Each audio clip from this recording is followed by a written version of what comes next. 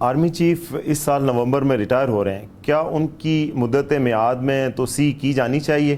نہ ہم نے دینی ہے، نہ اس کے بارے میں کوئی رائے دینی چاہیے، لیکن ماضی میں جب بھی ایکسٹینشنز ہوئی ہیں اس کے اثرات ملک پر اچھے نہیں ہوئے، نہ ادارے پر اچھے ہوئے نہ ملک پر اچھے ہوئے۔ ڈیل کے امکانات اب کیا ختم سمجھے جائیں؟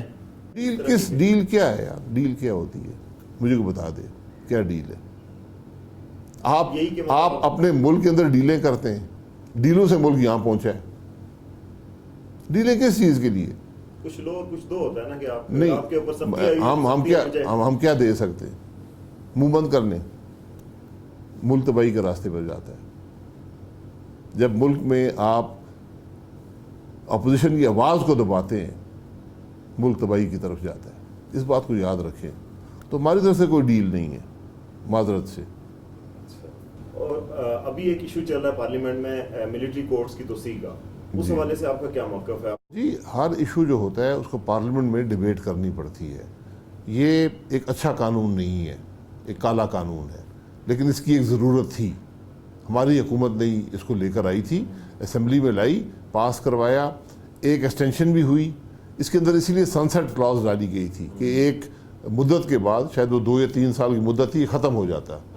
ہو گیا تھا، ایکسٹینشن ہوئی، تو اس میں بتانا پڑتا ہے کہ ضرورت کیا ہے۔ اس وقت مخصوص حالات تھے، ملک کے اندر دہشت گردی بے پناہ حد تک پھیلی ہوئی تھی، اور یہ توقع نہیں تھی اور ناممکن تھا کہ آپ عدالتوں میں ان دہشت گردوں کو سزا دے پاتے۔